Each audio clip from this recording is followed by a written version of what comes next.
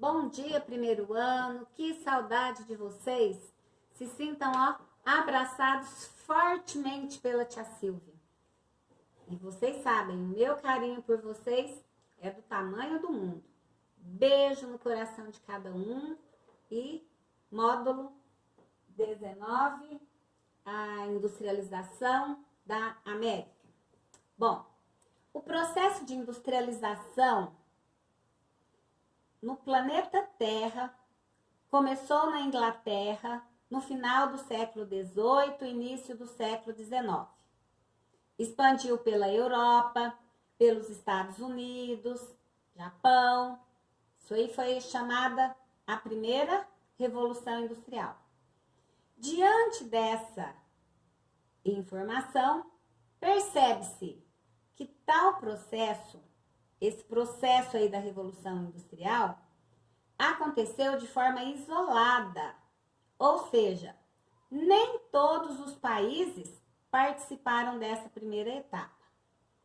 Países como México, Argentina, Brasil e outros são considerados industrializados hoje, em pleno século XXI. Porém, eles tiveram o quê? Que a gente vem estudando faz tempo sobre isso. Industrialização tardia, ou então retardatária. Eles recebem esse nome pelo fato de terem ingressado no processo de industrialização quase 100 anos após a primeira Revolução Industrial, em relação aos países da Europa, em relação aos Estados Unidos, em relação ao Japão. A América é um continente muito rico, embora grande parte dos seus recursos ainda permaneçam inexplorados. No entanto, essa riqueza encontra-se repartida ou distribuída de maneira desigual, tanto no interior de cada um dos países do continente americano, quanto no conjunto todo. Os Estados Unidos e o Canadá, por exemplo, eles apresentam uma economia avançada e muito industrializada, enquanto que a América Latina, que compreende ali o México, toda a América Central e a América do Sul, permanece em quê? Em situação de subdesenvolvimento e de dependência comercial e dependência financeira.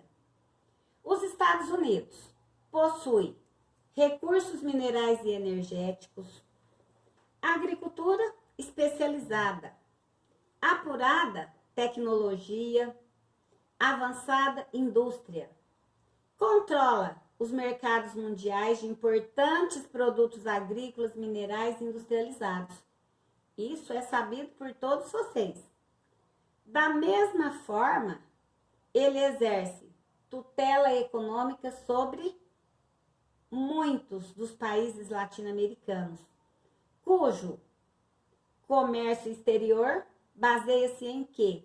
Na troca de matérias-primas. Quais são essas matérias-primas? Agrícolas e minerais, por produtos industrializados. A gente fornece matéria-prima, tais como produtos agrícolas e minerais, e recebemos em troca produtos industrializados. E agora, nesse momento, pleno século XXI, recebemos também tecnologia. Bom, em relação a essa industrialização dos Estados Unidos, temos que ressaltar. Os Estados Unidos, ele ocupa o primeiro lugar no cenário industrial do mundo no quesito industrialização. Ele é seguido por quem? China, Japão e Alemanha. Na indústria dos Estados Unidos, destaca-se uma diversificação, um elevado grau de automação e acentuada produtividade e o constante avanço tecnológico. Os Estados Unidos, em relação ao seu parque industrial, ele também é organizado em cinturões. Por exemplo, o cinturão da manufatura, o cinturão do sol. Quando ele se organiza em cinturões, é porque ele levou em consideração o quê? A localização dos cinturões. No continente americano, obedece a quais fatores?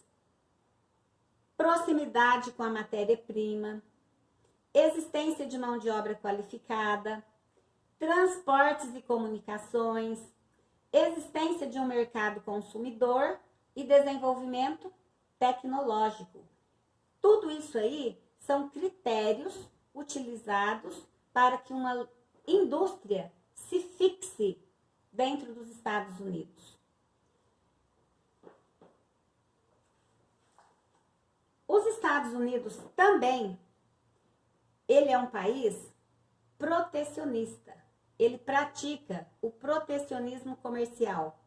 O que é o protecionismo comercial? O protecionismo comercial é quando você, primeiramente, dá mais valor aos produtos aos produtos nacionais, do que aos produtos de outros países. Isso é terminantemente proibido pela OMC, pela Organização Mundial do Comércio. Porém, os países do mundo não obedecem. Os países do mundo praticam o protecionismo comercial. Em relação à América Latina. Em relação à América Latina, o desenvolvimento industrial é um tanto quanto desigual. Países tais como Brasil, México, Argentina, Colômbia têm um maior nível de industrialização.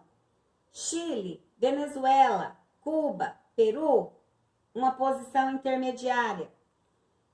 Bolívia, Guiana, Suriname, Paraguai, um fraco desempenho no setor industrial. O México, em relação ao México, temos que ressaltar que ele integra o NAFTA, Acordo de Livre Comércio da América do Norte. Gradativamente ele vem sendo substituído aí por um outro bloco, tá?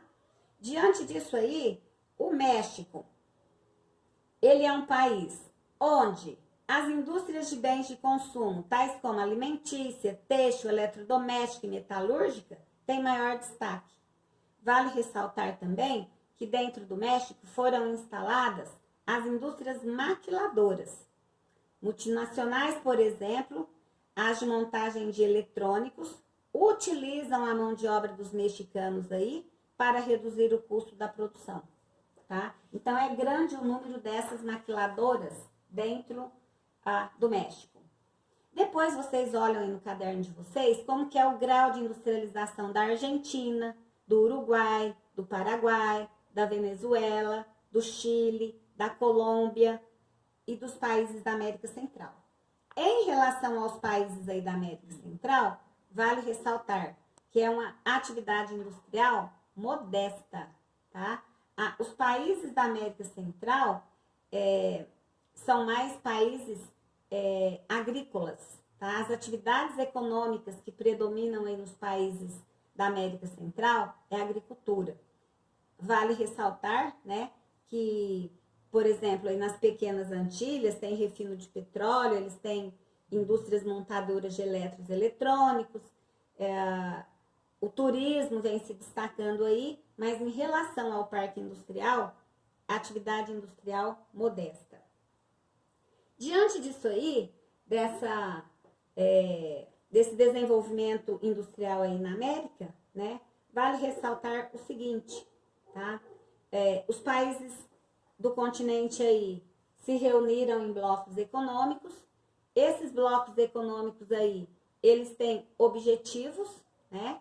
E os objetivos desses blocos econômicos aí é um dia conseguirem, né, uma livre integração aí de comércio de um país para o outro aí, sem o pagamento de tarifas alfandegárias, tá? Então, ainda temos aqui na América do Sul o Mercosul, nós temos lá na América do Norte o NAFTA, né?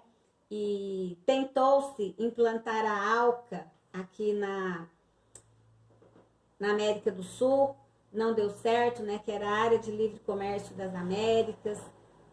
Esse acordo não foi concretizado por conta do quê?